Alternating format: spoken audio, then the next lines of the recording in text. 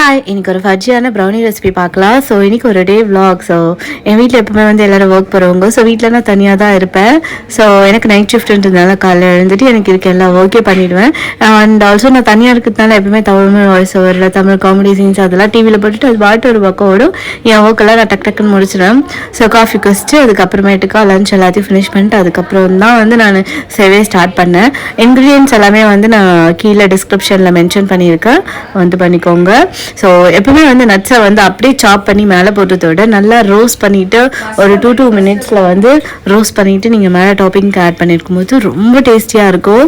ஆக்சுவலாக நான் வந்து சாப்பிட மாட்டேன், ஏன்னா 20 டேஸ்க்கு நான் நான்வெஜ் சாப்பிட்றதில்ல. அதனால வந்து என் அக்காங்களுக்கு மட்டும் இதை பண்ணியிருந்தேன். ஸோ அவங்க வந்து செஞ்ச ஒரு 10 மினிட்ஸ்லேயே வந்து ஒரு 8 பீசஸ் கிட்ட சாப்பிட்டுட்டாங்க.